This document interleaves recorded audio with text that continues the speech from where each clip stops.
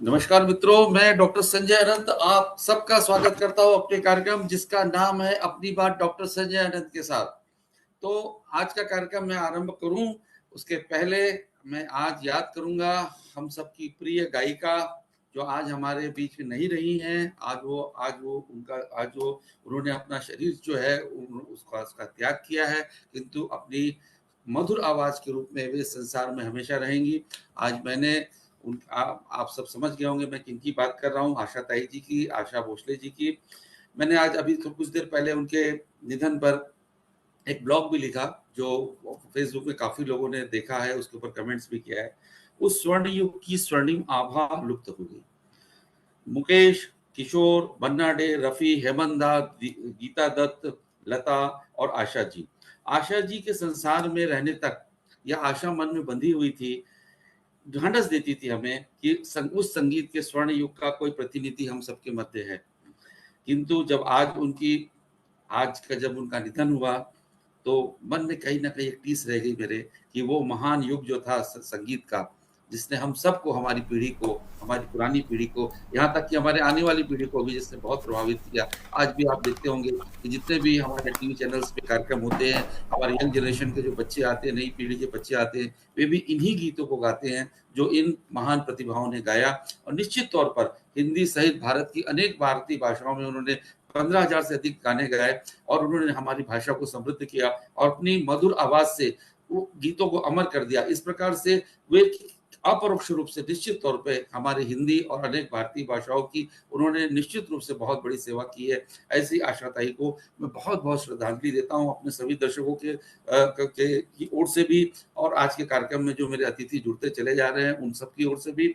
और मैं आज का कार्यक्रम अब आरंभ करता हूँ। तो मित्रों, जो फेसबुक के माध्यम से देश विदेश से जुड़े हैं, जिनको मैं व्यक्तिगत रूप में से कुछ लोगों को जानता हूँ, कुछ लोगों को नहीं भी जानता हूँ, परंतु मैं ये बात अवश्य जानता हूँ कि वे लोग होते हैं जो साहित्य प्रेमी हैं, संस्कृति प्रेमी हैं, क्योंकि ये कोई फिल्मी कलाकारों का कोई मनोरंजन का कार्यक्रम नहीं है। तो इसमें वही लोग जुड़ते हैं जिनका साहित्य में, संस्कृति में गहन रुचि होती है, चाहे वो सूरीनाम से हो, मॉरिशस से हो, नीदरलैंड से हो, या विश्व के किसी भी देश से हो, या भारतवर्ष से हो। मैं उन सबका जो फेसबुक के माध्यम से हमारे दर्शक जुड़ते हैं, मैं उनका बहुत बहुत स्वागत करता हूँ। और निश्चित तौर पर आप ये मत समझिए कि आप जूम में डायरेक्ट नहीं जुड़े हुए, सीधे नहीं जुड़े हुए हैं, तो मैं आपका प्रतिनिधि डॉक्टर संजय अनंत यहाँ बैठा हुआ हूँ। मैं आपको निश्चित रूप से आपके प्रश्नों को जो हमारे अतिथि होते हैं उनके समक्ष रख सकता हूँ।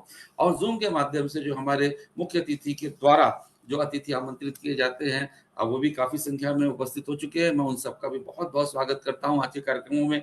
तो मित्रों, बगैर विलंब किए मैं आज का कार्यक्रम आरंभ कर रहा हूँ। आज की हमारी अभ्यागत है, पहुना है, अतिथि है, मेहमान है, गेस्ट हैं, डॉक्टर आरती लोकेश गोयल जी।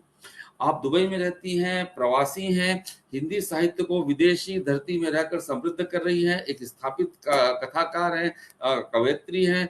आपकी अनेक कृतियों पर भारत में, मॉरिशस में कई विश्वविद्यालयों में शोध कार्य हुआ है और अभी चल भी रहा है। और ऐसी विदुषी जो है हमारी डॉक्टर आरती लोकेश जी है, उनका आज के कार्यक्रम में मैं बहुत बहुत स्वागत करता हूँ। वे अपनी सृजनशीलता को उन्होंने अब स्वयं परिभाषित किया है। क्योंकि मैंने उनका लिखा हुआ साहित्य गहनता से पढ़ा है, इसलिए मैं प्रामाणिकता के साथ कहता हूँ उनको, उनके ही शब्दों में उनकी सृजनशीलता को उन्होंने परिभाषित किया, उनके शब्दों में मैं आपके समक्ष रख रहा हूँ। मेरी अभिलाषा मैं अपने शब्दों में घुल जाऊं, मेरी अभिलाषा मैं अपने शब्दों में घुल जाऊं, काव्य में करके स्वतन को सुर में बंधती जाऊं, शब्द मेरी पहचान बने, चेहरा मैं बदल भी आऊं। वे पुनर्जन्म की बात कर रही है। शब्द मेरी पहचान बने, चेहरा मैं बदल भी आऊं, उपन्यास मेरी हर सांस रचे, मैं उसमें रच बस जाऊं। तो मित्रों, कभी लता जी ये बात कहा करती थी। लता जी का अगर आपने पुराने साक्षात्कार देखे होंगे तो उन्होंने कई बार कहा कि मेरी पहचान मेरी आवाज ही है। मेरा जो कंट्रीब्यूशन इस पूरी दुनिया में, इस संसार में, मेरे जो पद चिन्ह है, जिसको रविन्द्रनाथ ठाकुर कहते हैं कि हर प्रतिभाशाली जो लोग होते हैं अपने पद चिन्ह छोड़ के जाते हैं। तो जो लता जी थी वो हमेशा कहा करती थी कि जो मेरी आवाज ही है वो मेरी पहचान है। तो आज जो हमारे बीच उपस्थित हैं आदरणीय आरती जी, उनके शब्द ही उनकी पहचान है, ऐसा उनका कहना है। और उन्होंने अपनी सृजनशीलता को खुद अपने काव्य रूप में जो है परिभाषित भी किया है। तो आप समझ सकते हैं कि उनका साहित्य के प्रति कितना समर्पण है। और कितनी साहित्य साधना उन्होंने की है, क्योंकि इस प्रकार के शब्द कहने वही कह सकते हैं जिनके जीवन में साधना होती है। तो मैंने उनके साहित्य को, उनके काव्य संसार को मैंने बड़ी गहनता से पढ़ा है, तो उनके विषय में मैंने एक टिप्पणी करी है, वो टिप्पणी मैं आपको पढ़कर सुना रहा हूँ। तो जितने लोग आज फेसबुक में या आप लोग जो तो सीधे जुड़े हुए हैं आरती जी के आमंत्रण में, जो व्यक्तिगत रूप से आरती जी को जानते हैं, आरती जी का साहित्य पढ़ा है, वो मेरी इस टिप्पणी को सुनने के बाद मुझसे 100% सहमत होंगे, ऐसा मेरा पूर्ण विश्वास है। मैंने उनके बारे में जो टिप्पणी करी है वो पढ़ रहा हूँ। डॉक्टर आरती लोकेश जी की सृजनशीलता अंतर चेतना की अनंत यात्रा है। वे अंतरिक्ष सम अनंत हैं, कोई सीमा नहीं, वर्षों की साधना है। मनन चिंतन के गहरे सागर में वे रसातल तक जा चुकी हैं, जहां शब्द उनके विचारों के, भावों के अनुचर बन चुके हैं। सब कुछ लयबद्ध, मानो सती ने सहस्त्र युगों में तप के पश्चात नेत्र खोले हों। वे साधना के स्वर हैं। यहाँ कुछ भी समय सीमा में बंधा नहीं है। किसी ने बड़े कैनवास पर सदे हुए हाथों से बिखेरी हो रंगों की अद्भुत छटा। वर्षों के रियाज के बाद मानो रंगमंच पर किसी नृत्यांगना ने मनमोहक नृत्य की प्रस्तुति दी हो। सब कुछ सधा हुआ, समझा हुआ। वर्षों से ज्ञान प्राप्त करते करते, समस्त योग सिद्ध करते करते, शाक्य मुनि, भगवान बुद्ध के बारे में कह रहा हूँ, शाक्य मुनि मानो अब विश्राम की कामना से बोधि वृक्ष के तले शांत बैठे हो और अनायास ही उनकी आत्म ज्योति प्रकाशित हो गई हो। यहाँ शिव और सती एक दूसरे में समाहित है, मानो अर्धनारीश्वर है। डॉक्टर आरती लोकेश की साधना में संसार भी है और अंतर्मन भी। शिव में सती और सती में शिव, सब कुछ एक दूसरे के अंतर में समाहित। आरती जी के रचना संसार में कुछ नहीं छूटता, सब कुछ स्वीकार है, मानो जयशंकर प्रसाद और अज्ञेय साथ साथ हों, कहीं कोई सीमा नहीं। ये अनंतता, विषय व चिंतन का बंधन मुक्त होना उनकी वर्षों की साधना का फल है, विस्तृत अध्ययन का परिणाम है। इतनी विविधता दुर्लभ है, मानो हेलमेट की ओफिलिया व दुष्यंत की शकुंतला साथ साथ हो। तो आप में से जिन्होंने उनको पढ़ा हो, उनके साहित्य को बहुत ही करीब से देखा हो, और निश्चित रूप से मेरी टिप्पणी से सहमत होंगे। और मैं अब बिना विलंब किए जो है आज का कार्यक्रम आरंभ कर रहा हूँ इस टिप्पणी के साथ। तो आरती जी, आप तैयार हैं मेरे प्रश्नों के उत्तर के लिए? और बाकी जो हमारे अतिथि हैं उन सबसे मैं निवेदन करूंगा कि आप अपने आप को म्यूट कर लीजिए, ताकि किसी भी कार्यक्रम में आवाज के रूप में कोई व्यवधान ना हो। और आप सबका मैं बहुत बहुत स्वागत करता हूँ इस कार्यक्रम में। तो आरती जी, सबसे पहले तो मैं आपसे पूछूंगा कि आप कैसी हैं? अभी युद्ध का माहौल चल रहा है, दुबई में भी कुछ बमबारी हुई है, हम लोगों ने ऐसा सुना है। तो वहां पर आप रहती हैं, या हमारा जो इंडियन डायस्पोरा है, भारतीय रहते हैं, उनकी अभी मन स्थिति कैसी है वो बताएं। और अभी क्या है वहां पे स्थिति है? मैं, क्योंकि हम सबको बहुत चिंता होती है, जो आप हमारे भारतीय लोग वहां रह रहे हैं दुबई में, मिडिल ईस्ट में। तो यही से मैं आज का कार्यक्रम आरंभ करता हूँ, बताइए। बहुत बहुत धन्यवाद संजय जी, आपको और मेरे सभी अतिथियों को नमस्कार करते हुए। और सबसे पहले तो मैं आपको ऐसे सुंदर कार्यक्रम के आयोजन की बधाई भी दूंगी, और आपकी जो पुस्तक आई है समीक्षा के दर्पण में, उस पुस्तक के लिए, उस महत्वपूर्ण पुस्तक के लिए भी आपको बधाई दूंगी, क्योंकि वो प्रवासी भारतीयों के लिए और उन पर शोध करने वाले छात्रों के लिए बहुत महत्वपूर्ण पुस्तक है। और इसका महत्व और भी बढ़ जाता है जब विश्व हिंदी सचिवालय की महासचिव डॉक्टर माधुरी रामधारी जी उसकी भूमिका स्वयं लिखती हैं।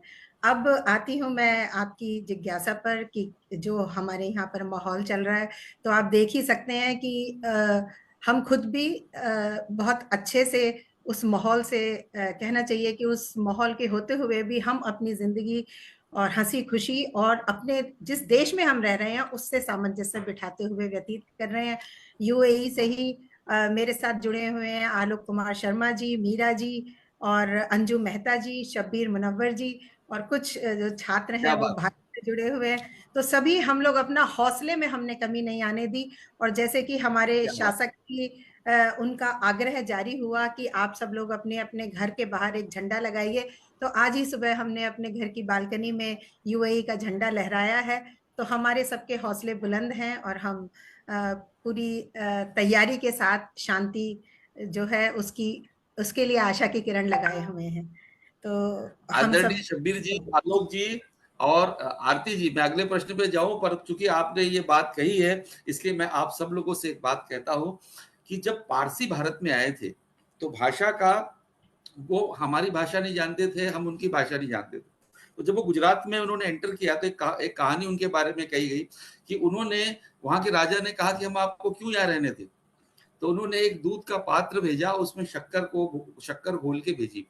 तो वो कहना ये चाहते थे कि हम दूध में शक्कर की तरह रहेंगे। तो जी मुझे बड़ा बिल्कुल। गर्व है कि हमारे जितने भारतीय हैं, चाहे वो किसी भी मजहब को मानते हो, किसी भी विचारधारा के हों, वो दूध में शक्कर की तरह है।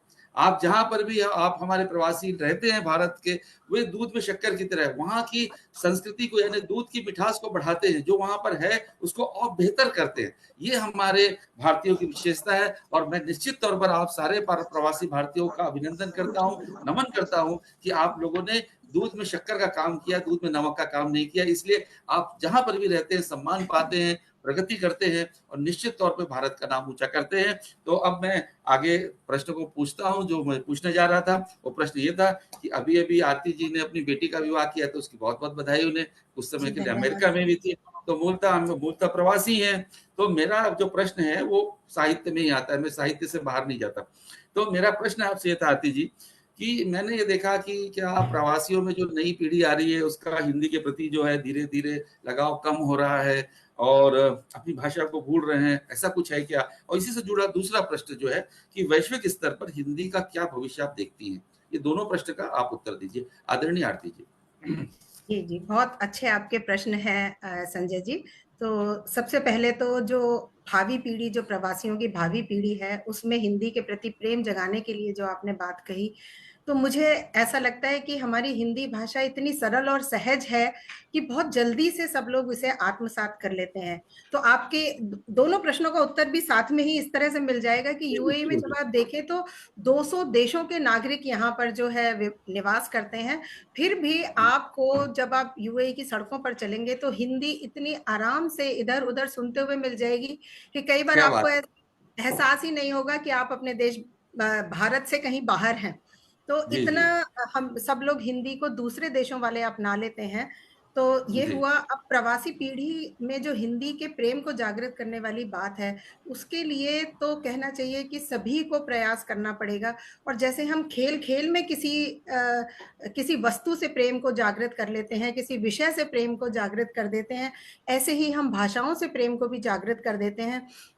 उसके लिए घर में और बाहर दोनों तरह से प्रयास का मैं आपको व्यक्तिगत एग्जाम्पल जो है इसमें उदाहरण दूंगी कि जैसे मेरा जी बेटा बहुत छोटा था, 2 साल का था जब हम दुबई में आए, तो उसकी स्कूलिंग यहीं शुरू हुई। तो उसने एक तरह से सीधा अंग्रेजी बोलना एकदम ऐसे सीख लिया चुटकियों में, और हिंदी बोलने में वो बहुत अटकता था। और मुझे ये चिंता रहती थी कि जब मैं अपने घर वापस जाऊंगी तो इसकी दादी और नानी इससे कैसे बात करेंगी।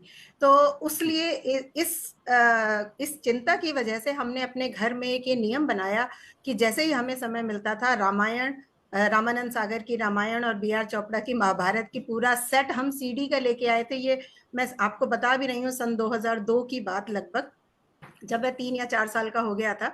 तो हम उनको नियमित रूप से रामायण और महाभारत दिखाते थे, तो जिससे न केवल उसकी भाषा बल्कि उसकी संस्कृति का भी विकास हुआ, उसके अंदर वो नींव पड़ी। तो मैं कहती हूँ कि मुझे ऐसा बहुत कम बच्चे दिखाई देते हैं जो कि मेरे बच्चों की उम्र के हैं और रामायण और महाभारत के बारे में इतना जानते हैं, अपनी संस्कृति के बारे में भी जानते हैं। तो एक ये घर पे प्रयास करने वाली बात हो गई। और एक मैं कहूंगी कि जैसे संस्था के रूप में भी हम प्रयास कर सकते हैं। तो जैसे मेरी अपनी भी संस्था है, वागीश संस्था, और जैसे आलोक कुमार शर्मा जी हैं, उनकी अथक चेष्टा संस्था भी है। तो हम इस तरह के कार्यक्रम यहाँ पर चलाते हैं। 2021 में हमने एक कार्यक्रम यहाँ पे किया था, उसके बाद भी कर रहे हैं, लेकिन उसका मैं जिक्र आप खास तौर पे इसलिए कर रही हूँ कि पूरे यूएई के स्कूलों में हमने जो है एक क्या प्रतियोगिता बात है। करवाई और बच्चों को स्वरचित कविता लिखने के लिए प्रेरित किया। और आप यकीन मानेंगे, 8-9 साल से लेके 18-19 साल तक के बच्चों ने कविताएं भेजी, और उनको हमने पहले दूसरे तीसरे नंबर पे आने वाले बच्चों को इनाम दिया, और इनाम में हमने उन्हें बुक खरीदने के लिए ही वाउचर दिया। और उसके बाद जैसे कि वो बुक पढ़े, किताबों को पढ़ने की जो संस्कृति छूट रही है उससे जुड़े, और उसके बाद उनमें से जो बहुत अच्छी कविताएं थी उनको सबको इकट्ठा करके हमने ये इस पुस्तक का जो है निर्माण किया, होनहार क्या बेईमान। बात है, क्या बात है। और अच्छा, ये अपने आपकी एक संस्था है जी, आपकी एक जी जी संस्था है यूएई में, वागीश अंतरराष्ट्रीय संस्था, जिसके आप जी, संस्थापक भी हैं, एक अनन्य यूएई पत्रिका की भी आप मुख्य संपादक हैं। तो इसके विषय में थोड़ा संक्षिप्त में बताइए, क्या है ये? आप संपादक हैं, ये पत्रिका में क्या छपता है? मासिक है, त्रैमासिक है, और जो आपने संस्था बनाई है उसकी क्या गतिविधि है? जी, जी, मैं दोनों के बारे में शुरू करती हूँ। पहले मैं पत्रिका से शुरू करती हूँ। तो अनन्य यूएई जो पत्रिका है, वो भारतीय कौंसलावास न्यूयॉर्क में स्थित उनका जो है कि परियोजना है। तो जी, जी, सबसे पहले जी। तो सिर्फ अनन्य नाम से पत्रिका शुरू हुई थी, फिर ये विचार बनाया गया कि जो दूसरे देशों में हमारे भारतवासी बसे हुए हैं, उनकी भी रचनाओं को लेकर पत्रिका बनाई जाए। तो अनन्य का ही विस्तार इस तरह से हुआ कि 11 अन्य देशों से ये पत्रिका शुरू हुई, जिसमें से यूएई से भी शुरू हुई, तो वो अनन्य यूएई कहलाई और मैं उसकी मुख्य संपादक बनने का सौभाग्य मुझे प्राप्त हुआ। और इसकी जो विशेषता है वो ये है संजय जी कि इसमें हम सिर्फ और सिर्फ यूएई के रचनाकारों की ही रचनाएं लेते हैं।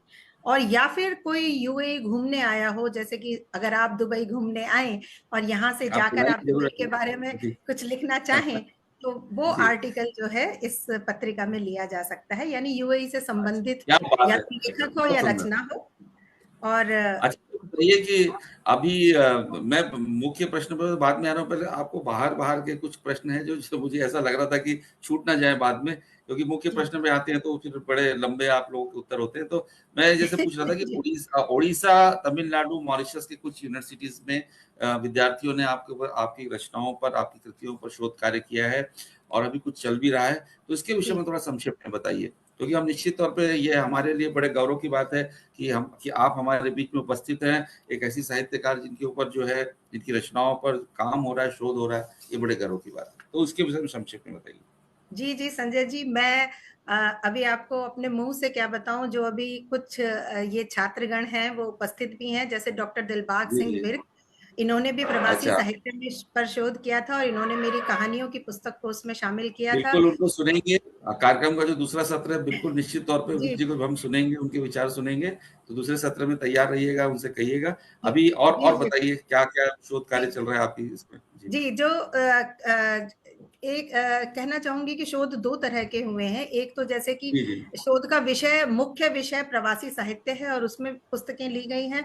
और एक ये है कि संपूर्ण मेरे ही साहित्य पर शोध हुआ, तो वो भी शोध हुआ है।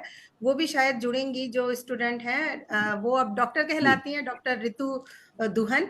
तो उन्होंने क्या संपूर्ण बात है! उसमें उन्होंने मेरे ही सभी पुस्तकों पर शोध कार्य किया है। और आसिफ खान जी जो है वो मौजूद हैं। आसिफ खान जी अभी उपन्यासों पर शोध कर रहे हैं, वो भी प्रवासी उपन्यासों पर बहुत कर रहे हैं, तो 4 उपन्यास जी, उनके ऊपर शोध कर रहे हैं। और उनकी ही एक मित्र जो है वो कथेतर साहित्य पर शोध कर रही है। तो कहना चाहिए कि ये दिल्ली यूनिवर्सिटी से हैं। तो मुझे बहुत खुशी है कि दिल्ली विश्वविद्यालय में क्या भी बात! अब शोध जी, प्रारंभ जी। हो गया। और मॉरिशस से जो आपने कहा, तो मॉरिशस से छात्रा का नाम है संजना जुड्डू, जिसने कारागार अच्छा, उपन्यास की शोध किया है। और यूक्रेन से दरीना नाम है उन छात्रा का, मेरे को नाम पूरा नहीं याद। तो उन्होंने प्रोफेसर यूरी बोत्विनकिन के अंडर, उनके मार्गदर्शन में उन्होंने शोध किया है, तो उन्होंने भी कहानियों को दर्शकों को लिया। आप देख रहे होंगे जो फ़ेसबुक पर जुड़े हुए हैं, जो शायद आरती जी को जो व्यक्तिगत रूप से नहीं जानते होंगे, उनका साहित्य शायद ना पढ़ा हो, तो आप जानिए कि कितनी बड़ा उनका नाम है, कितना बड़ा उनके ऊपर काम चल रहा है और उनका जो लिखा साहित्य है, वो कितना महत्व है, उसका महत्व है। निश्चित तौर पर जो है, आने वाले समय में जब हम कुछ वर्षों बाद जो है, हम देखेंगे कि उनका जो साहित्य जो है, वो अज्ञे जी की तरह और जो हमारे बड़े साहित्यकारों की तरह जो है, वो अलग से जो है प्रतिबिंबित होगा, पहचाना जाएगा, ऐसा मेरा मानना है। तो अच्छा, अभी एक इसी से जुड़ा हुआ एक और प्रश्न था जो मैंने आपके बारे में मैंने जो जानकारियाँ मेरे पास है, उसके आधार पर मैं पूछ रहा हूँ कि भैया, आपके उपन्यासों का और बहुत सारी कहानियाँ हैं, उनका भारतीय भाषाओं में तो अनुवाद हुआ है, वो भी मैंने पढ़ा है। विदेशी भाषाओं में भी अनुवाद हुआ है। तो आप ऐसी, मैं समझता हूँ कि बहुत ही ऐसी गिनी-चुनी साहित्यकार होंगी जिनको ये सौभाग्य प्राप्त हुआ होगा कि जो भारत की सीमाओं से अपने जीवन काल में ही बाहर निकल गई। देखिए, प्रेमचंद के ऊपर काम हुआ तो उनके जीवन काल के बाद में हुआ है। आज रशियन में भी है प्रेमचंद जी, विश्व की अनेक भाषाओं में है, लेकिन वो उनके जीवन काल के बाद में हुआ है। आपका सौभाग्य देखिए कि आप अपने जीवन काल में इस अपने स्वर्णिम युग को देख रही हैं कि आपकी बहुत सारी जो रचनाएँ हैं, वो विदेशों में अनुवादित हुई, उसके संबंध में संक्षिप्त में जानकारी दीजिए, फिर हम आगे बढ़ते हैं। बताइए। जी, जी सर। जी, जी, बिल्कुल संजय जी। तो एक तो आकांक्षा सक्सेना जी भी यहाँ पर हैं, जो कि अंग्रेज़ी जी, में कारागार का अनुवाद करने जा रही हैं। कारागार का जी, थाई भाषा में अनुवाद वुत्तिफोंग जी कर रही हैं, जो कि थाईलैंड में हिंदी की प्रोफ़ेसर हैं। और जो यूरी क्या बात बोथविन जी की छात्रा हैं, उन्होंने ही यूक्रेनी भाषा में 5 कहानियों का अनुवाद किया है। तो वो, हालाँकि मैं तो यूक्रेनी भाषा पढ़ नहीं सकती, तो मुझे इतना समझ नहीं आया, उन्होंने भेजी भी थी मेरे पास। तो इस तरह से, और इसके अलावा अंग्रेजी में कई जगह अनुवाद का कार्य जारी है। तो और पंजाबी में अनुवाद हो चुका है, जो गुरुमुखी भाषा में लिखा है। हुआ है, बांग्ला में अनुवाद हो चुका है। तो थोड़ा बहुत हुआ है, तो या दर्शकों पढ़ा में है आपको आपने? अनुवाद अनुवाद का महत्व जो है, मैं हमेशा जब भी मुझे हिंदी पर बोलने का अवसर मिलता है यूनिवर्सिटीज़ में या किसी भी कार्यक्रम में मुझे बुलाया जाता है, तो मैं हमेशा बोलता हूँ, भाई देखो, सबसे आवश्यक कार्य आप अगर समझते हैं अपने साहित्य का, अपने लेखन के विस्तार का, तो अनुवाद पर जोर दीजिए। अनुवाद ही एक ऐसा ज़रिया है, माध्यम है, जिससे आप जो है अपने देश, अपनी भाषा की सीमा से बाहर निकलते हैं। सबसे बड़ा हम उदाहरण देखते हैं बंगाल के राइटर्स का। बंगाल में चाहे शरत चंद्र चट्टोपाध्याय हो, आशापूर्णा देवी हो, विमल मित्र हो, ये सब पूरे देश में जाने गए तभी जब इनके लिखे साहित्य का हिंदी में अनुवाद हुआ। हम मैक्सिमम गोर्की को पढ़ते हैं क्योंकि रशियन से उसका अंग्रेजी में अनुवाद हुआ, अंग्रेजी से हिंदी में हुआ, इसलिए हम उन्हें पढ़ पाए। वैसे ही शेक्सपियर है या जो भी विश्व के अनेक भाषा है जिनको हम नहीं जानते हैं, वो हम इसलिए जान पाते हैं क्योंकि उनका अनुवाद हुआ। तो अनुवाद कार्य का बहुत महत्व है। आज जो उनकी रचनाएं हैं उन अनुवादित हो रही हैं, ये निश्चित तौर पर उन्हें विश्वव्यापी बनाएंगी। अभी जैसा उन्होंने बताया थाई भाषा में अनुवाद हुआ है, अन्य अनेक भाषाओं का उन्होंने नाम लिया, तो ये निश्चित तौर पे हमारे लिए भी गौरव की बात है और आदरणीय आरती जी के साहित्य को ये विश्वव्यापी बनाएंगी, इसमें कोई दो मत नहीं है। अनुवाद का बहुत महत्व है। तो मित्रों, हम देख रहे हैं कि कैसी गहन चर्चा चल रही है और आरती जी जो है उन सारे प्रश्नों का बड़ी सरलता से उत्तर दे रही हैं। अब मैं बात करता हूँ आरती जी आपके काव्य की। तो आरती जी, आपका जो काव्य है वो मुख्य रूप से अंतर्मुखी है। आपने लिखा है कुछ, मतलब अन्य घटनाओं से भी आप प्रभावित है, ऐसा नहीं है कि आप पूरे देश समाज से बिल्कुल विलुप्त होके साधु सन्यासी बन गई हैं, ऐसा नहीं है। लेकिन आप अंतर्मुखी हैं, ऐसा मैंने पढ़ने से पाया। उसका मैं प्रमाण भी आपको देता हूँ कि एक मेरे को आपकी एक रचना बड़ी पसंद है। मैंने कम से कम उसको, जब मैं आपके साहित्य की समीक्षा कर रहा था, मैंने 5 बार पढ़ी, 5 बार पढ़ी। वो जी, मुझे आपने कविता इतनी बताया पसंद था, है क्योंकि मुझे वो याद है। उसको जी, महादेवी वर्मा के समकक्ष पाया था। महादेवी वर्मा जी के समकक्ष पाया था। अब बहुत बड़ी उसका बात है। जी, उसके जी, उसके शीर्षक के संबंध में मैंने आपको शायद टोका भी था कि आपने उसका शीर्षक रख दिया पागल प्रेमी। जी, तो मैंने कहा अभी इसका शीर्षक बदलिए। खैर ये तो आपका अधिकार क्षेत्र आता है कि आप अपनी कविता का क्या शीर्षक रखें। पहले मैंने ऐसे ही कहा, परंतु मुझे उसका शीर्षक जो है, जितनी अच्छी कविता है उस हिसाब से उसका जो शीर्षक है मुझे थोड़ा-सा अजीब लगा था। मैं उसकी एक लाइन पढ़ रहा हूँ अपने दर्शकों के लिए। सुनिए। एक मार्गी प्रीत का राही, समर्पण ही प्रत्युत्तर। तू इठलाती वैतरणी, मैं क्षुद्र प्राण नौ प्रस्तर। और ये आगे लिखती है, आनंद मगन मन बहा चला, प्रियतमा ले जाए जहां, अविरल अनवरत प्रवाहित, अपूर्व रीत से वहां वहां। तो ये जो कविता है, ये मैं आपको 2 पंक्तियां पढ़ रहा हूँ, शायद आपको पूरी कविता का भावार्थ नहीं आ पाएगा, समय का अभाव है, नहीं पढ़ सकता पूरी। परंतु आप ये समझिए कि ये कविता निश्चित तौर पर पढ़िएगा और ये आरती जी की जो है प्रतिनिधि कविता है, ऐसा मैं मानता हूँ। दूसरा प्रश्न भी साथ में कर लेता हूँ क्योंकि समय का अभाव होता है। वो है कि इनकी कविताओं में, चूँकि वो स्त्री है तो स्त्री विमर्श पर तो कविताएँ लिखती हैं, इन लोगों का एकाधिकार होता है, सारी स्त्री जो कविताएँ होती हैं तो लिखती हैं। तो एक स्त्री होने के नाते आपका क्या दृष्टिकोण है? ये मेरा दूसरा प्रश्न है। तो मेरा पहला प्रश्न हुआ था कि आप अपने काव्य सृजन को, आपका अंतर्मुखी काव्य सृजन है, उसको आप कैसे परिभाषित करेंगी? दूसरा, स्त्री विमर्श पर जो आपने अधिकांश कविताएँ लिखी हैं, तो एक स्त्री होने के नाते आप उसे कैसे देखती हैं? तो मेरे दोनों प्रश्न एक साथ मैंने पूछ दिए, कृपया इसके उत्तर दीजिए। जी संजय जी, संजय जी, जो मेरी काव्य कृतियाँ हैं या कविताएँ हैं, वो किस तरह की हैं, ये तो मैं शायद नहीं जानूँगी, ये तो जो पढ़ने वाले हैं वो ज़्यादा जानेंगे, या आपके जैसे जो पारखी और गुणी लोग हैं वो अधिक जानेंगे। तो अगर आप कह रहे हैं अंतर्मुखी हैं, तो अंतर्मुखी शायद होंगी ही।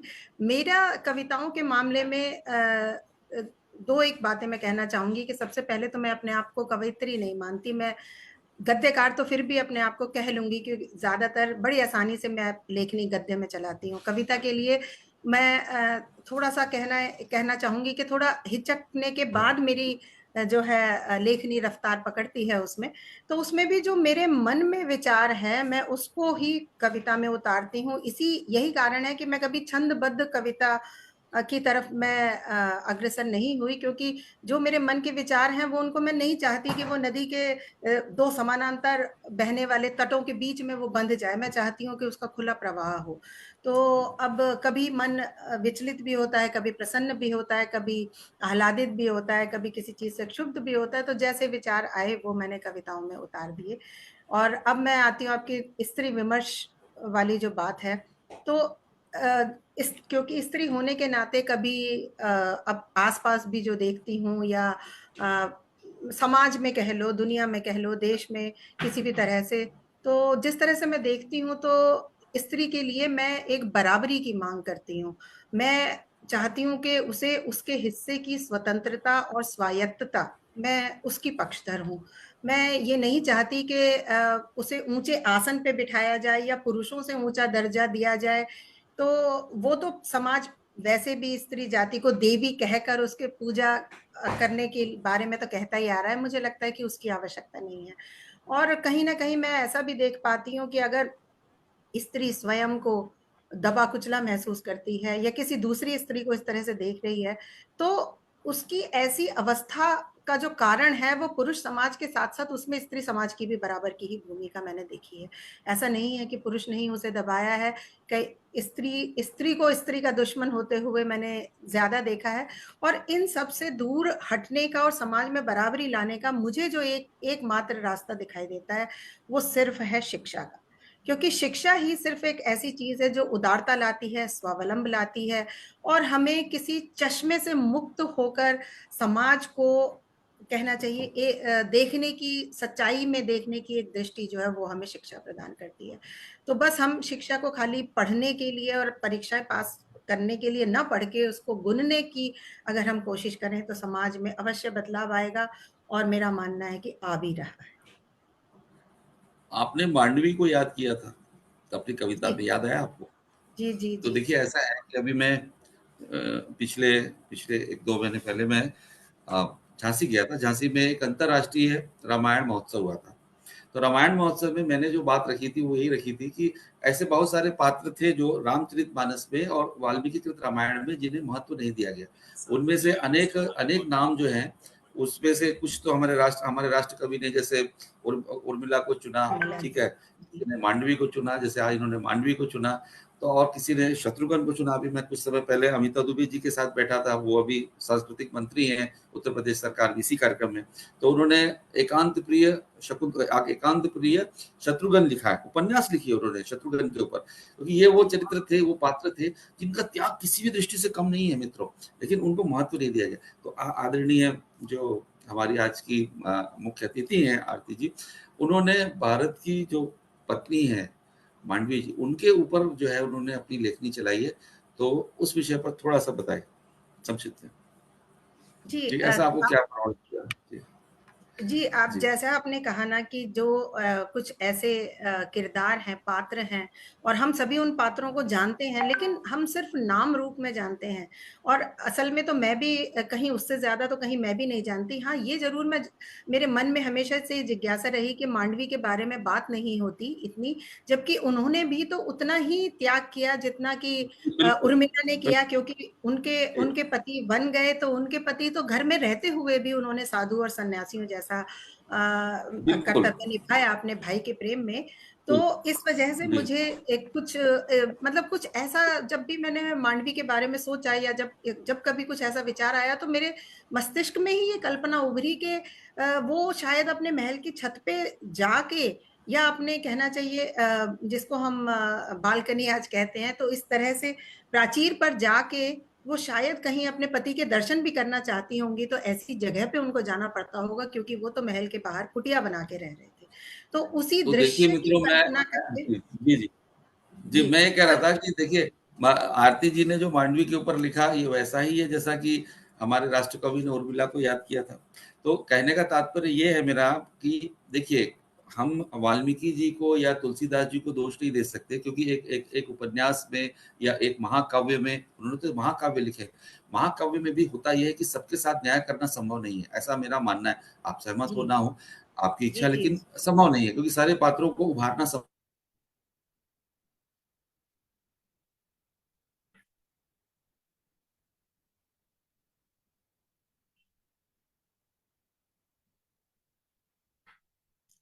मुझे संजय जी की आवाज़ नहीं आ रही है।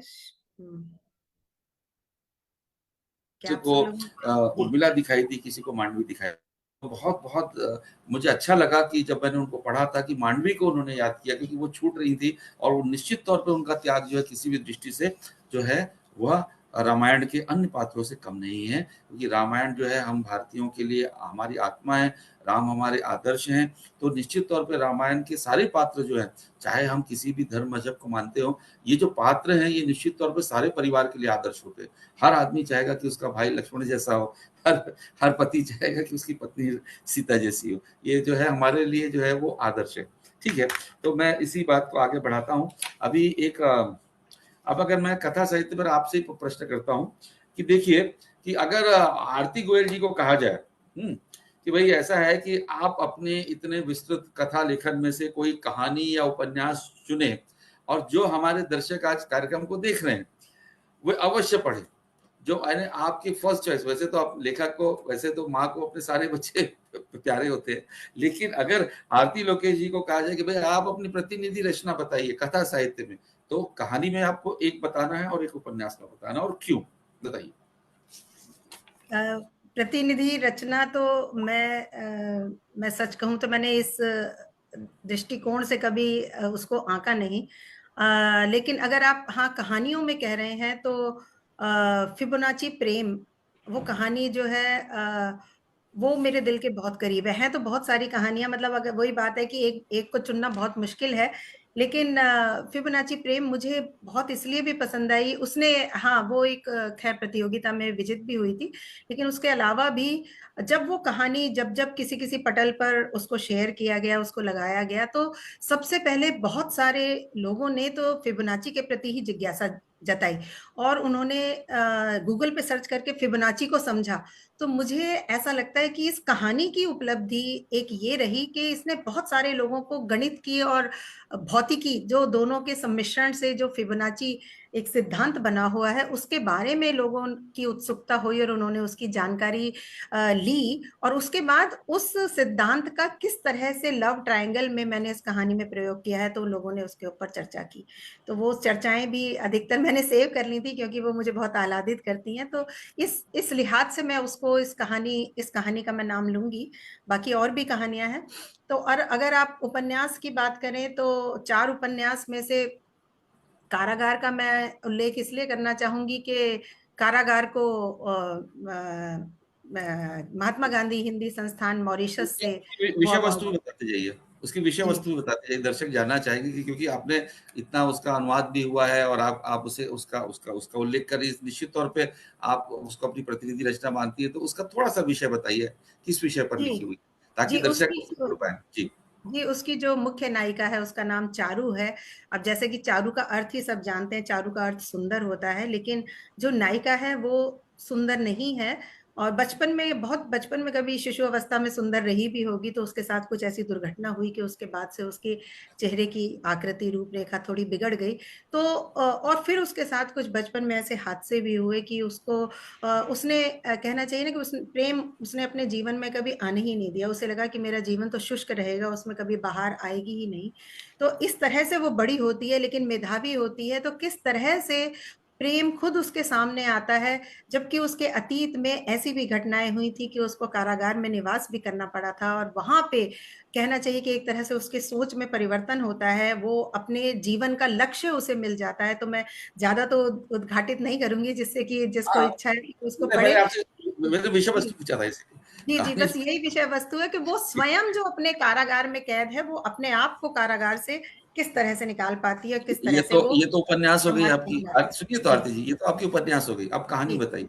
कहानी में चलिए कहानियां बहुत होती हैं, इसलिए कहानी में मैं नंबर 1, नंबर 2, नंबर 3 आपको चुनने का मौका देता हूँ। जी 3 बताइए कि दर्शकों को लगे कि भाई आरती जी को अगर पढ़ना है तो ये 3 को पढ़ना एकदम जरूरी है। मैं शोध जी। करने वालों की बात नहीं करता, वो तो उनको पीएचडी करनी है, इसलिए वो करेंगे ही, सबको आपको बहुत विस्तृत पढ़ेंगे। लेकिन एक आम जी। दर्शक जो होता है, जिसको साहित्य में रुचि है, जो हमारा आज का कार्यक्रम देख रहे हैं, उसमें से उनको अगर ऐसा लगता है कि आरती जी को पढ़ना है, तो उपन्यास तो आपने कारागार बता दिया। अब मुझे ये बताइए कि 3 कहानियां बताइए आप, जो आपको लगता है कि ये मतलब पढ़ना एकदम आवश्यक है अगर आरती जी का साहित्य पढ़ना हो तो, बताइए। जी, तो आपने मुझे दुविधा में डाल दिया और सोच में भी मैं पड़ गई। तो लेकिन मेरी ही एक कहानी जो मुझे खुद को बहुत पसंद है, वो है आधी माँ अधूरा कर्ज। और जी एक मुझे शायद पुस्तक उठानी पड़ेगी कि मुझे कहानी, एक श्याम वर्ण के दर्पण जो है, वो कहानी भी बहुत पसंद की गई है। वो बहुत लंबी कहानी नहीं है। आधी माँ अधूरा कर्ज थोड़ी सी लंबी कहानी है। और एक है कुहासे के तुहिन, वो कहानी, तो वो थोड़ा सा बंगला कहना चाहिए, बंगला भाषियों के ऊपर कहानी है, यानी कि जो मेरे चरित्र और किरदार हैं वो बंगाल से आते हैं। तो एक जी वो कहानी दो दो बता दी मैंने आपको। और श्याम वर्ण के दर्पण भी मैंने आपको बता दी। और इसके अलावा एक है प्रवासी लेखिका का फेंग शुई। जी एक ये कहानी है जो कि जी प्रवासी लेखिका जो है, उसकी जीवन में कैसे कैसे परिवर्तन आते हैं, और वो फेंग शुई से अपने आप को तुलना कर पाती है। और आदरणीय कुसुम दीदी भी उपस्थित हो गई हैं। तो मैं आपको जो अभी श्याम वर्ण के दर्पण कहानी के बारे में बता रही थी, तो आपको ये जानकर आश्चर्य और खुशी होगी कि वो कहानी कहीं ना कहीं कुसुम दीदी के जीवन से वो प्रेरित है। क्या बात, अरे तो जब मैं स्वागत जब स्वागत मैं करता उनकी, हूँ जी जी, आपका, क्या बात है, वाह। हाँ, मतलब हमको कहानी के विषय में लिखने वाला भी उपस्थित है, और कहानी का पात्र जिससे प्रभावित होकर लिखा गया वो भी उपस्थित है। क्या बात अभी है, बहुत बहुत अहो स्वागत है अहो भाग्य, पता नहीं कब कैसे हमारे जीवन में ऐसे लोग आ जाते हैं। हाँ जी। जी जी, मैं बड़ी देर से कोशिश कर रही थी, ज्वाइन नहीं कर पा रही थी। कोई बात मैं नहीं, देखिए। आईपैड से कर रही थी, अब फाइनली मैंने फोन से किया है। जी आईपैड जी, से हो ही नहीं रहा था। एनीवे, कोई बात नहीं, चलिए, फिर भी बहुत मिल बहुत गई स्वागत ये भी है आपका। बहुत है। तो अभी मैं आपके आने के पूर्व जो है हम लोग एक चर्चा कर रहे थे, जो मुझे ऐसा लगता था कि जो इनका जो मैंने इनकी जो कविताएं पढ़ी, मैंने इनका कथा साहित्य तो नहीं पढ़ा ज्यादा, लेकिन जो इनकी कविताएं जो मैंने पढ़ी हैं, तो उसमें से मैं एक कविता का जिक्र मैंने अभी जो उल्लेख किया, वो था मांडवी के ऊपर। तो ओह, देखिए, मांडवी के ऊपर जो कविता इन्होंने लिखी है, उसमें उन्होंने स्त्री विमर्श भी कहीं ना कहीं अपनी बात को रखने के, उसको स्त्री विमर्श भी किया है। कैसे, देखिए, मांडवी का उल्लेख उन्होंने का नहीं हुआ है, ये भी उन्होंने इस बात का उल्लेख उन्होंने कर दिया है अपने शब्द के हाँ। द्वारा जैसे मैं उनके शब्द पढ़ रहा हूँ। परिणय बाधित मधुमास नहीं, क्योंकि भरत जी ने जो है ये संकल्प लिया था कि मैं सन्यासी का जीवन जीऊंगा जब तक मेरे भैया भरत जो है वापस श्री नहीं थे। चंद्र जी वापस नहीं आते, एक सन्यासी की तरह जो है अपना जीवन जीऊंगा। तो परिणय बंधित मधुमास नहीं, प्रीतम प्रणय विलास नहीं, निर्जीव निष्प्राण श्वास नहीं, नियति कटु विकास मांडवी। अब देखिए, ये तो उनका हो गया कि वो क्या जीवन जी रही थी। अब देखिए, जो उन्होंने स्त्री वश किया है, पुरुष होने के नाते कह रहा हूं कि द्वापर युग हो या हो त्रेता, द्वापर हाँ युग हो या हो त्रेता, राम लक्ष्मण पुरुष विजेता। हाँ, ठीक बात है। मुझे मालूम था कि जितनी भी इस कार्यक्रम में स्त्रियां उपस्थित है वो तो बिल्कुल सहमत हो ही जाएंगी। द्वापर युग हो या हो त्रेता, राम लक्ष्मण पुरुष विजेता, स्मरण सुयश सुयश भरत प्रणेता, उस योगी निवेदिता प्रभा मांडवी। तो कहने का तात्पर्य यह है कि भरत को भी है, उसको हम याद करते हैं उनके त्याग को। और द्वापर में जो है वो हम द्वापर और चाहे त्रेता हो, राम लक्ष्मण कृष्ण को याद किया, को स्मरण किया जाता है। परंतु ये जो पात्र जो थे, जिन्होंने इनको इनको जो है राम को रामत्व प्रदान किया, ठीक है, भरत को भरतत्व प्रदान किया, हम उन पात्रों को भूल गए थे। तो आदरणीय मैं आरती जी का इस कार्य के लिए इसलिए बहुत बहुत उल्लेख कर रहा हूँ कि ऐसा ही कार्य हमारे राष्ट्र कवि ने किया था, जो उन्होंने उर्मिला को लिखित किया था। क्योंकि उर्मिला भी एक बहुत महत्वपूर्ण पात्र रहा है, क्योंकि लक्ष्मण जी चले जाते हैं रामचंद्र जी के साथ उन्हें छोड़ के, तो उनका भी जीवन बहुत त्यागमय रहा। तो उनके त्याग को उन्होंने याद किया, वो उन्होंने अपने साकेत में याद किया था। तो वैसा ही जो कार्य जो है आरती गोयल जी ने किया, इसलिए मैं इस कार्य को बहुत महत्वपूर्ण मानता हूँ। तो आज हमने देखा मित्रों, क्योंकि देखिए इतने चूंकि उनका कद बहुत बड़ा है, उनका साहित्य बहुत विस्तृत है, कथा साहित्य में भी उनकी लेखनी चली है, उनके ऊपर शोध कार्य हो रहे हैं, उनकी अनेक रचनाओं का विश्व की अनेक भाषाओं में अनुवाद हुआ है। तो अगर हम उनके साथ लंबी चर्चा करें तो मैं समझता हूँ कि ये 40 मिनट का जो समय है बहुत कम होता है। और आज जो है मैं ये नहीं मानता हूँ कि मैं सबसे योग्य व्यक्ति हूँ और मैं ही सारे प्रश्न करूँ और मेरे में के प्रश्न के अतिरिक्त और कोई प्रश्न संभव नहीं है, ऐसा मैं बिल्कुल नहीं मानता। इसलिए जब भी मैंने जिस कार्यक्रम की मैंने स्वप्न देखा था, उस कार्यक्रम की रूपरेखा तैयार की थी, तो मैंने इस कार्यक्रम के 2 सत्र रखे थे। एक ये जो सत्र जो मैंने अभी आप लोगों के साथ किया, वह था प्रथम सत्र। दूसरा सत्र मैं हमेशा रखता हूँ, वो था दर्शकों के साथ। तो चाहे वो हमारे फेसबुक में जुड़े हुए दर्शक हों या आप सब जो अभी हमारे साथ जुड़े हैं, हमारे साथ जूम में जुड़े हुए हैं, उन सबको मैं सादर आमंत्रित करता हूँ इस दूसरे सत्र के लिए। तो आप जो है अपना परिचय दीजिए, या मैं आरती जी से कहूंगा, क्योंकि चूंकि आपके अतिथि हैं इसलिए आप उन सबका परिचय जो है आप स्वयं बता दीजिए कि कौन कौन उपस्थित हैं। उसके बाद जो है वे स्वतंत्र होंगे, मेरी भूमिका यहाँ पे समाप्त हो जाती है। आपके मन में आरती जी के लिए, या आज जो आपने साक्षात्कार देखा है, उस साक्षात्कार को देखने के बाद आपके मन में, आपके हृदय में जो भी प्रश्न उनके साहित्य को लेकर, उनके कृतित्व को लेकर और व्यक्तित्व को भी लेकर अगर आपके मन में कोई प्रश्न है तो अवश्य करिए, बिल्कुल करिए, और आरती जी उसका उत्तर अवश्य देंगी, ऐसा मेरा विश्वास है। तो अब तुम्हारे हवाले वतन साथियों, मेरा कार्य यहाँ पर समाप्त हुआ। अब आप लोग जो है आप बताइए, आप अपने प्रश्न करिए और वो उनके जो है वो प्रत्युत्तर देंगे। आरती जी पहले सबका परिचय करा दीजिए। जी जी जी डॉक्टर संजय जी। तो मैं जो है छोटों से शुरू करती हूँ, जो कि छात्र श्रेणी में आते हैं। तो सबसे पहले आकांक्षा सक्सेना जी हैं, और ये प्रवासी साहित्य में भी पूरे यूएई के साहित्यकारों के ऊपर इन्होंने शोध का विषय बनाया है, और इसलिए साहित्यकारों से मैं जुड़ी भी हुई हूँ, तो उनकी पुस्तकें इनको मुहैया कराने में थोड़ी सी एक छोटी सी भूमिका मैंने निभाई है। इसके अलावा डॉक्टर दिलबाग सिंह विर्क जी, वो कहानियों पर कर ही चुके हैं, प्रवासी साहित्य पर शो कर चुके हैं, वो जुड़े हुए हैं। और आसिफ खान जी जुड़े हुए थे, वो शायद अब मेरे को लगता है कि छोड़ के जा चुके हैं। तो पहले इन्हीं को मैं मौका देना चाहूंगी कि आकांक्षा, आप कुछ पूछना चाहती हैं तो। आशीष, अगर आप अन्यथा न लें तो मैं अपना प्रश्न पूछ लूं। हाँ, प्लीज, मैं फिर गाइडेंस लेना बाफना। चाहूंगी। जी जी जी, ये अभी मैं फिर यूएई के से जुड़े हुए जो हैं बता देती हूँ डॉक्टर संजय आपको। तो कुसुम दत्ता दीदी भी दुबई से जुड़ी हुई हैं, अन्नू बाफना भी दुबई से जुड़ी हुई हैं, Meera Thakur ji Abu Dhabi UAE से जुड़ी हुई हैं, शब्बीर मुनव्वर जी दुबई से जुड़े हुए हैं, आलोक शर्मा जी और शब्बीर मुनव्वर जी ये भी दुबई से जुड़े हुए हैं। आलोक शर्मा जी शारजा में रहते हैं। तो और मनोज सर जो हैं वो लुधियाना से जुड़े हुए हैं, पंजाब से। तो एक गैलेक्सी में, गैलेक्सी नाम से कौन है वो मुझे पता नहीं चल रहा, और एक मेरे पतिदेव जुड़े हुए हैं, वो भी दुबई से जुड़े हुए हैं, घर से ही जुड़े हुए हैं। तो अन्नू बाफना को मैं कहती हूँ कि अन्नू जी आप जो है आप अपना प्रश्न पूछे, शायद वो उनको कहीं व्यस्तता भी होगी, जाना होगा शायद। जी अन्नू। जी, सभी को सादर प्रणाम करती हूँ। और आप तो जी बिल्कुल ना कहें, आपको तो मैं किस दर्जे पर रखती हूँ, आपको पता है किस दर्जे पर रखती हूँ आपको। तो चलिए, बिना विलंब किए, बिना समय व्यर्थ किए, मैं ये पूछना चाह रही थी आरती जी कि ये जो वागीश अंतरराष्ट्रीय संस्था का आपका जो प्रोजेक्ट है, तो थोड़ा सा हमको संक्षेप में बताएं कि किस चीज से आपने प्रेरित होकर के ये शुरू किया और क्या है ये प्रोजेक्ट। जी अन्नू, बिल्कुल सही, मैं आपको अन्नू ही कहती हूँ, आप मेरी छोटी बहन जैसी हो। तो अन्नू, वाकीश जो है उसमें अन्नू का भी बड़ा सहयोग रहा, और उनका ही ऐसा विचार भी था कि हम कुछ इस तरह से एक संस्था की शुरुआत करें। तो वागीश अंतर्राष्ट्रीय संस्था का हमने जो है बीजारोपण किया, और उसमें जो हम दूसरी संस्थाओं से कुछ अलग करना चाहते थे।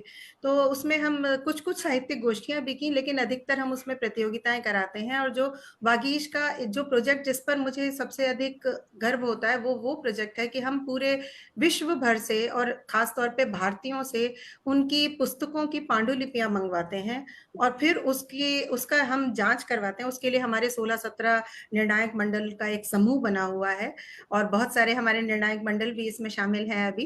तो फिर वो उन पांडुलिपियों को पढ़ते हैं। आप ये देखिए कि किसी की एक आध कहानी पढ़ना, कविता पढ़ना आजकल कितना मुश्किल काम हो चुका है, और ये पूरी पूरी पांडुलिपि पढ़ के उसको जज करते हैं, उनको अंक देते हैं, और उसके बाद उसमें से जो बेस्ट आती हैं वो 5 पांडुलिपियों को हम प्रकाशित करते हैं, और प्रकाशित करने के साथ ही उन्हें हम सम्मान भी देते हैं वागीश संस्था की तरफ से। तो जिनके नाम के सम्मान देते हैं, तो एक मेरे दादाजी, एक मेरी दादी, एक मेरे पिताजी, और एक मेरे मदर इन लॉ और फादर इन लॉ यानी कि मेरी सास और ससुर, उनके नाम से हमने ये 5 सम्मान जारी किए हुए हैं। तो हम उन्हें सम्मान भी प्रदान करते हैं। उनकी पुस्तकों का प्रकाशन संस्था की तरफ से संस्था के खर्चे पे किया जाता है। तो वो दूसरी कड़ी उसकी जो है वो अभी चल रही है, और बिल्कुल पुस्तकें प्रकाश में उनके कवर डिजाइन हो चुके हैं, पांडुलिपियां सब सेलेक्ट तो हो ही चुकी हैं, अब वो बिल्कुल छपकर आने ही वाली हैं वो पुस्तकें। तो ये अनु जी जानना चाहती थी कि उसकी क्या स्थिति है। तो ये इस तरह के कुछ छोटे कार्य हम उसमें संस्था की तरफ से करते हैं। जी आरती जी, अगर आप इजाजत दे तो मेरा एक प्रश्न है। जी जी जी जी जी जी बिल्कुल जी शबीर आरती जी। जी, आप जो भी जी आपको हमने यूएई में देखा है कि जो भी कार्य करती हैं वो तो आप उच्च स्तरीय करती हैं, और जिस लेवल की आप लेखिका है या वो तो सभी जानते हैं। मेरा एक सीधा सिंपल सा सवाल है कि अगर आरती गोयल लेखिका ना होती क्या होती? ये तो पता नहीं, शायद मैंने कभी खुद भी नहीं सोचा था कि मैं लेखिका होंगी। तो हाँ, आपने लेखिका शब्द का इस्तेमाल किया है, तो मैं ये कह सकती हूँ कि लेखिका ना होती तो शायद कवयित्री होती, या शायद मेरा क्योंकि चित्रकारी में भी इंटरेस्ट है, आप देख ही सकते होंगे, ये मेरी ही बनाई हुई पेंटिंग्स हैं जो आपको दीवार पे दिख रही हैं, तो शायद चित्रकार भी हो सकती थी। और या हो सकता है कि जैसे अभी थोड़ा बहुत वागीश संस्था के अंदर हम थोड़ा सामाजिक कार्य कर पा रहे हैं, तो फिर लेखिका ना होती तो शायद ज्यादा सामाजिक कार्य कर पाती, तो कुसुम दीदी को ज्यादा सहयोग कर पाती, क्योंकि वो बहुत सामाजिक कार्य करती हैं, आलोक सर बहुत सामाजिक कार्य करते हैं, तो शायद वो कर पाती।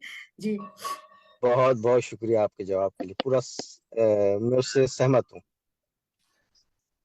जी मेरे ख्याल दिलबाग जी पूछना चाह रहे हैं, शायद दिलबाग जी आप हाँ कुछ जी, पूछना मैं प्रश्न तो नहीं पूछना चाहता, एक अपना अनुभव शेयर करना चाहता हूँ जी, यदि इजाजत हो तो। आप जी, जी, उसको प्रश्न के रूप में भी ले सकते हैं कि आगे की स्थिति।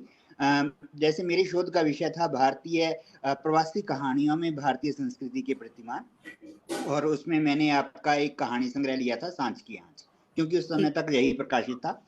और उन कहानियों को पढ़ते हुए मुझे लगा है कि आप भारत से दूर रह भारतीयता आपके दिल में पूरी तरह, ये बात ने बाकी साहित्यों में पढ़ी आपकी जो दूसरी रचनाएं हैं, तो यही मैं जानना चाहता हूँ, या इसी के बारे में आप अपना राय साझा कीजिए कि ये कितना आसान है या कितना मुश्किल है जी, कि बीच में प्रवास में आपकी रहकर आवाज भी थोड़ी देश से जुड़े रहना। अपने देश से जुड़े रहना। जी, जी, बिल्कुल। देखिए, मैं कहती हूँ कि जैसे जब आप बड़ा ही छोटा सा एग्जांपल लीजिए कि हमारे घर में बच्चे हमारी आंखों के सामने पल रहे होते हैं, और हम हर समय उनसे शिकायत करते हैं कि जो हम खाना खिला रहे हैं वो खाना नहीं खाते, जो हम कह रहे हैं ये वो बात नहीं मानते। और वो क्षण जबकि वो बच्चा 12th पास करने के बाद हम घर को छोड़ के हॉस्टल में रहने के लिए जाता है, उस टाइम पे उसे माँ के हाथ की खिचड़ी भी बिरयानी से ज्यादा स्वादिष्ट लगती है। तो आप यही समझिए कि यही हम सब प्रवासी भारतीयों की स्थिति है कि जब हम अपने देश में रहते हैं तो शायद उतनी हम कद्र करते हुए भी, मैं कहती हूँ कि उतना गुणगान या उतना उसको महत्व भी देते हुए भी शायद उतना नहीं देते कि जितना हम जैसे ही देश से बाहर हम निकलते हैं। और इस मामले में तो मैं ये कहती हूँ कि जब भी हम कभी अपने घर से भी बाहर निकलते हैं तो कुछ जरूरी सामान जैसे अपने साथ लेके चलते हैं। तो जब हम कभी घूमने जाते हैं तो एक छोटा बैग बनाते हैं कि जो हर समय हमारे कंधे पे रहता है, तो वो बैग हमारी एक ऐसा पहचान होता है कि जिसे देख के कोई भी समझ जाता है कि ये इस स्थान पर सैलानी है, ये स्थान पर पर्यटक की तरह से आया है।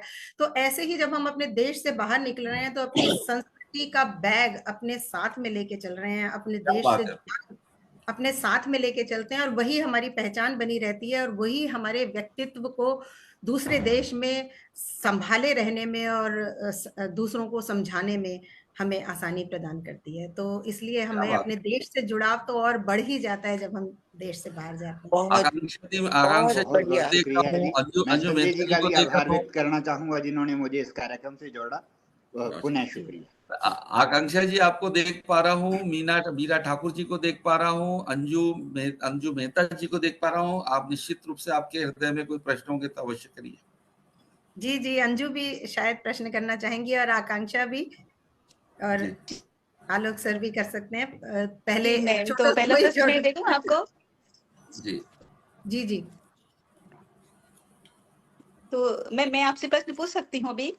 जी अंजू आप पूछ सकते हैं। स्वागत है आपका, जी पूछिए।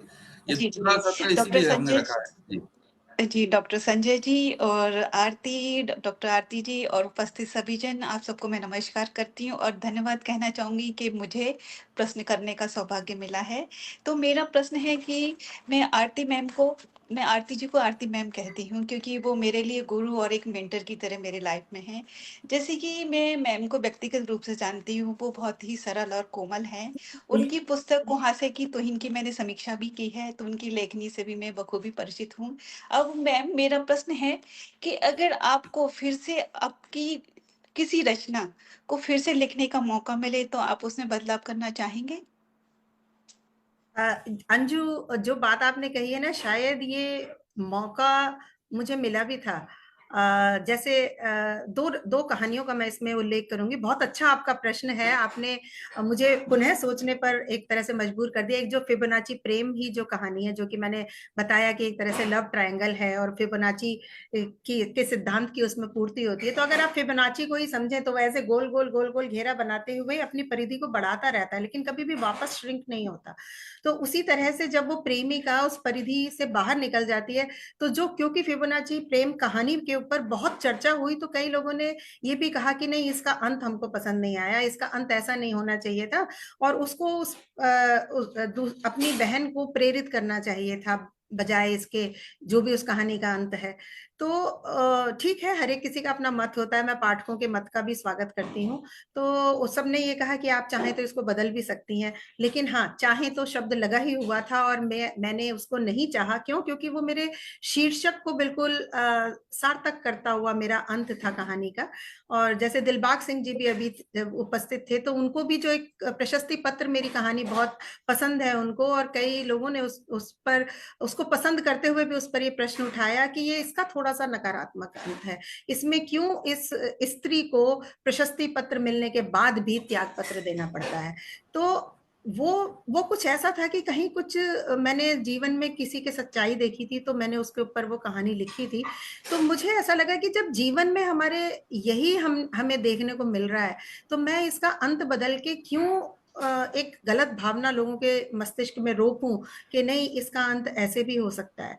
तो ये जरूर हो सकता है कि मैं उस कहानी को आगे बढ़ाऊं, और आगे बढ़ाने के बाद बदली हुई परिस्थितियों में मैं उसका अंत दूसरी तरीके से करूं, लेकिन मैं उसी कहानी को शायद दूसरी तरह से अंत ना कर पाऊं। और जब मेरे सामने ये प्रस्ताव आया, तो उस समय दोनों बच्चे मेरे पास ही थे, प्रशस्ति पत्र कहानी की बात कर रही हूँ, तो मेरे दोनों बच्चे बहुत अच्छे रीडर हैं, उनकी अपनी अपनी लाइब्रेरियां हैं। तो मैंने उनसे कहा कि आप इतना पढ़ते हो, तो आप बताओ कि मेरी ये ऐसे कहानी है और इसके लिए मेरे पास इस तरह का सुझाव आ रहा है। तो आप बच्चों को पूछा कि मैंने कि तुम लोगों को क्या लगता है, तो उन्होंने कहा जो आपको अच्छा लगता है, क्योंकि ये आपके मस्तिष्क की उपज है, वो कहानी ने आपके दिमाग में यात्रा तय की है, तो उसका अंतिम पड़ाव, अंतिम गंतव्य भी आप ही के द्वारा तय होना चाहिए, किसी और के द्वारा नहीं। तो मुझे बहुत खुशी हुई अपने बच्चों की ये बात सुन के, और मैंने उसका बदलाव नहीं किया, बदलाव न करना मैंने चुना।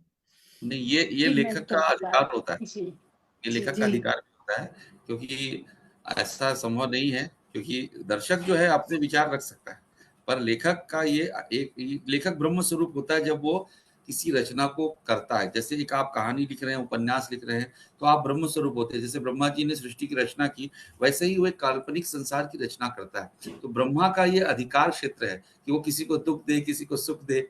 तो मुझे विमल मित्र याद आ रहा है, उनकी बहुत प्रसिद्ध उपन्यासी कविदी किनलम, जिसके ऊपर सीरियल भी बने। तो वो दर्शक उनसे कहा करते थे कि इस पात्र को इतना आपने दुख क्यों दिया। जब वो किसी साहित्य सम्मेलन में जाते थे तो लोग बोलते थे, तो उसका वो क्या उत्तर दे सकते हैं। उन्होंने जो रचना संसार रचा, उसमें वही था, उसको वही मिलना था, इसलिए वही मिला।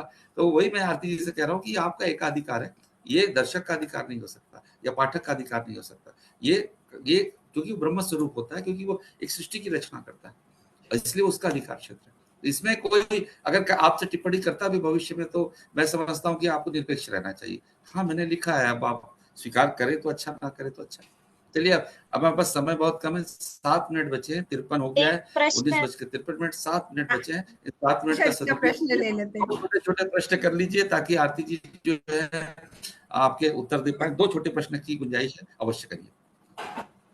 मैं सभी जुड़े आदरणीय हुए सुधीजनों को प्रणाम करती हूँ और मैं आदरणीय जी, आरती मैम से एक प्रश्न करना चाहती हूँ मैम की भाषा संबंधी कि मैम लगभग 25 से भी ज्यादा सालों से दुबई में रह रही हैं। दुबई में अरबी भाषा, अंग्रेजी काफी ज्यादा बोली जाती है। हिंदी है, अभी जैसा कि मैम ने बताया कि निकलते बैठते पता चल जाता है हिंदी का, लेकिन जो हिंदी है वो वार्तालाप वाली, मतलब बात विचार रखने वाली हिंदी है, ना कि शुद्ध साहित्यिक हिंदी है।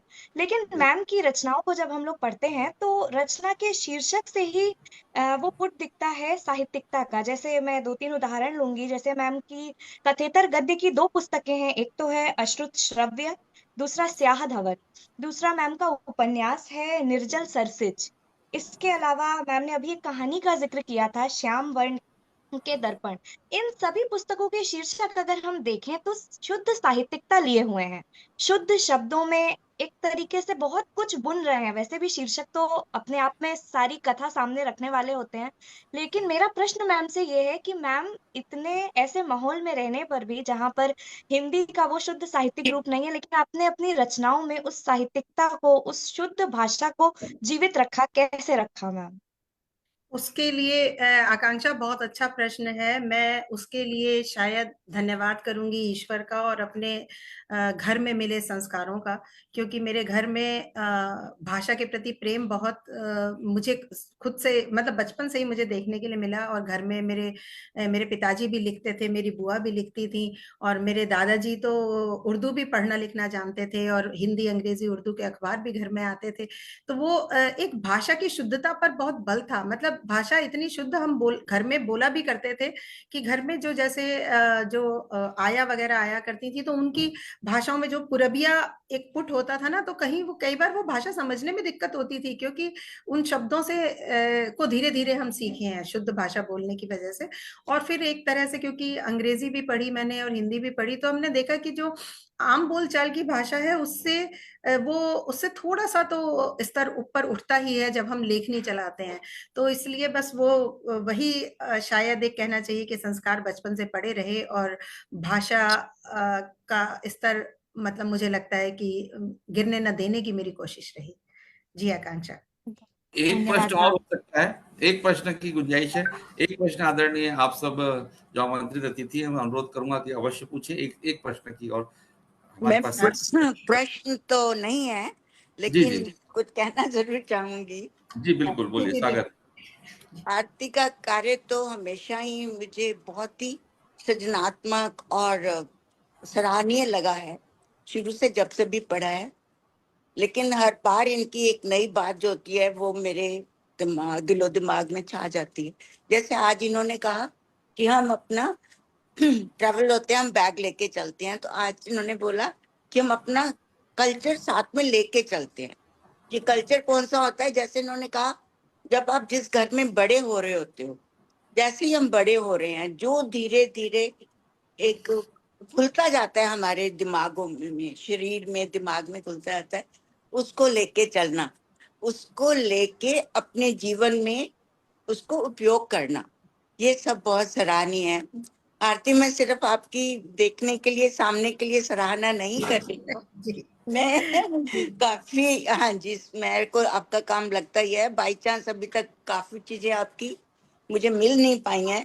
एक दिन घर पर आपके आके धावा बोलना है और कलेक्शन लेना है आपका। हाँ जी, बिल्कुल जी। देखिए मैं जी, अगर आप देखिए, मैं क्षमा चाहूंगा, आज बहुत ही विनम्रता के साथ वो जो गैलेक्सी M20 नंबर आ रहा था जो हम लोग पहचान नहीं पा रहे थे, वो आदरणीय अशोक कुमार मंगलेश जी का था। और मैं अशोक बड़ा ही मंगलेश सर जी। क्षमा प्रार्थी हूँ कि मैंने उनका उल्लेख नहीं किया। अगर वो हैं तो कृपया हमें जो है अपनी उपस्थिति दर्ज कराएं, आदरणीय मंगलेश जी। जी, वो उन्होंने मेरे हर पग पग पर सहयोग दिया, और ये सभी वही लोग जुड़े हैं। मीरा जी मेरे हर समय साथ रहती हैं। अशोक मंगलेश जी, मैंने कहा सर इनको मेरे नमस्कार। बहन जी नमस्ते। नमस्कार सर। ये मेरे से आयु में छोटे होते हुए भी ना बड़े भाई जैसे। नहीं, अभी अभी अभी अभी मेरे लिए सौभाग्य का विषय, अभी मेरे पिछले कार्यक्रम में जो हमने आदरणीय धर्मदेव विद्यार्थी जी को बुलाया था, तो उसमें वो यक्ष प्रश्न करने के लिए आमंत्रित थे। आज आपके कार्यक्रम में मैंने यक्ष प्रश्न नहीं रखा, क्योंकि आप सीधी सरल साहित्यकार हैं, परंतु वो चूंकि वो एक पॉलिटिशियन भी थे और आर्य समाज से भी जुड़े थे, तो मैं समझता था कि उनसे कुछ कड़े प्रश्न किए जाएं, इसलिए मैंने यक्ष प्रश्न करने के लिए आदरणीय मंगलेश जी को आमंत्रित किया था। पर आज मेरा सौभाग्य देखिए कि आज जो हमारे कार्यक्रम में आमंत्रित है और वो आए हैं, बहुत बहुत स्वागत है आपका। तो आप जो प्रश्न मुझे आपने लिखा कि आप ये प्रश्न करिए, तो मैं कहता हूँ आप सीधे प्रश्न करिए, क्योंकि आप यहाँ पे उपस्थित है, ये तो मेरा सौभाग्य है। आप सीधा प्रश्न करिए आरती जी से, मैं आपके लिए नहीं करूंगा, आप सीधा करिए जी। जी डॉक्टर साहब, thank you thank you. Doctor साहब, मेरा प्रश्न है डॉक्टर आरती लोकेश से कि वैश्विक पटल पर हिंदी की स्थिति क्या है और विशेष तौर पर इनका अनुभव यूएई को लेकर ज्यादा महत्व रखता है। तो मेरा ये जानना है कि यूएई में हिंदी की स्थिति क्या है, जिसमें इनका अग्रणी योगदान भी है। बहुत बहुत धन्यवाद सर। और यूएई में हिंदी की स्थिति अच्छी है और इसमें और भी आगे जाने की संभावनाएं हैं।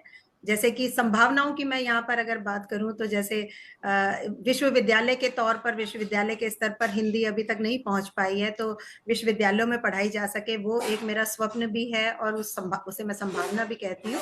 और सबसे बड़ी बात, जो यहाँ पर इतने हिंदी भाषी लोग हैं, तो मैं बस एक ही वाक्य में इसका उत्तर दूंगी तो उतना ही काफी रहेगा कि 2019 में आबू धाबी में इसको न्यायिक तौर पर तीसरी भाषा का दर्जा इसके रूप में हिंदी को स्वीकार किया गया। पहली भाषा अरबी, दूसरी अंग्रेजी और तीसरी हिंदी। तो किसी भी देश में हिंदी को तीसरी भाषा का दर्जा मिलना, चाहे वो एक कहना चाहिए एक सीमित क्षेत्र में ही है, लेकिन वो भी बहुत बड़ी बात है, जिससे कि जो न्याय है वो उन सब तक पहुंचे जो हिंदी भाषा बोलते हैं। तो इस पर मुझे गर्व भी होता है कि मैं उस देश में रहती हूँ जहाँ तीसरी भाषा की तरह से इसे स्वीकार किया गया है। तो दर्शकों, मैं अब वैसे तो आरती जी के साथ जो है बहुत लंबी चर्चा हो सकती है, क्योंकि उनका साहित्य का और कृतित्व व्यक्तित्व बहुत विशाल है, परंतु हर कार्यक्रम की एक समय सीमा होती है। तो आज के हमारे कार्यक्रम की जो समय सीमा है उसमें से हम 10 मिनट और ऊपर जा चुके हैं, परंतु आज आरती जैसा कि हमने देखा कि आज मंगलेश जी भी उपस्थित थे और आप सब लोग जो है, जो उसमें से बहुत सारे ऐसे लोग हैं जिन्होंने आरती जी के साहित्य पर शोध कार्य भी किया है, या बहुत सारे ऐसे लोग हैं जो उनके साथ में उनके करीबी हैं, परिचित हैं, ये भी उपस्थित रहे। तो आप सबके प्रश्नों को मैंने प्रयास किया कि आप सबको पूरा जो है वो हम इस कार्यक्रम में आपको शामिल आमंत्रित किए हैं, तो हम प्रयास करें कि आप सबके प्रश्न इसमें हो पाए। और ये प्रयास में मैं समझता हूँ कि मैं सफल रहा, आप सब लोग अपने अपने प्रश्न जो है आरती जी से कर पाए। तो मित्रों, आज का कार्यक्रम था हमारा आरती जी के साथ, और फिर कभी हम पुनः आरती जी को आमंत्रित करेंगे, क्योंकि बहुत सारे ऐसे विषय थे जिसपे मैं भी बहुत सारे प्रश्न करना चाहता था आरती जी से, परंतु समयाभाव के कारण नहीं कर पाया।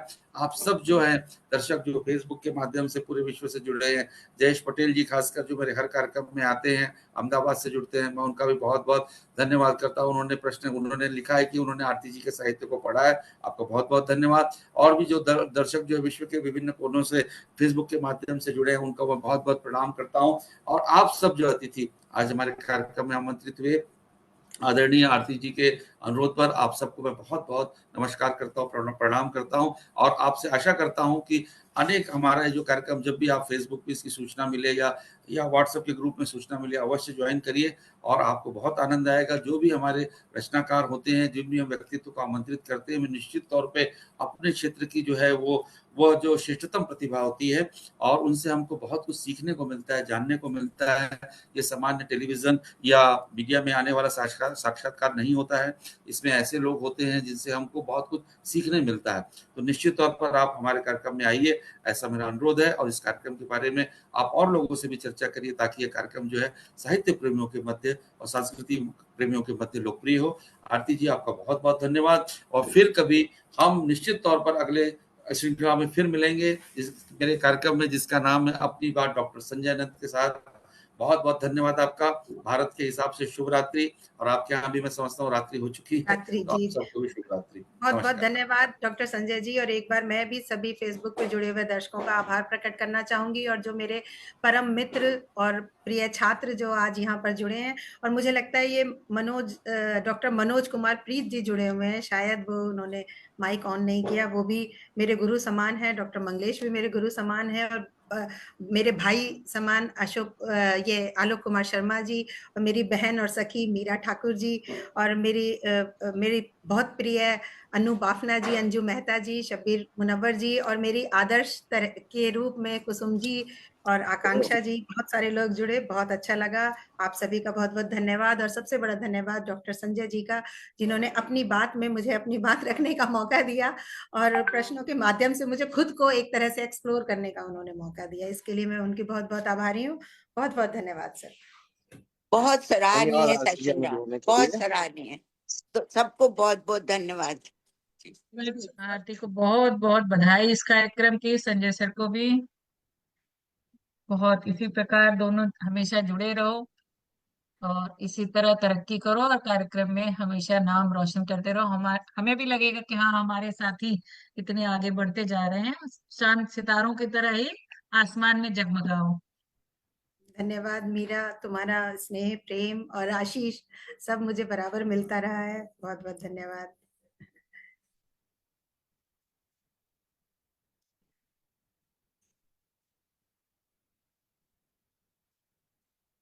सबको धन्यवाद। अब मीटिंग छोड़ सकते हैं। बहुत बहुत धन्यवाद मैम। मेरे प्रश्न का उत्तर देने के लिए, और संजय सर को भी बहुत बहुत धन्यवाद। इतने अच्छे कार्यक्रम के आयोजन के लिए हार्दिक शुभकामनाएं, हार्दिक बधाई। आकांक्षा धन्यवाद। आने के लिए आपने समय निकाला।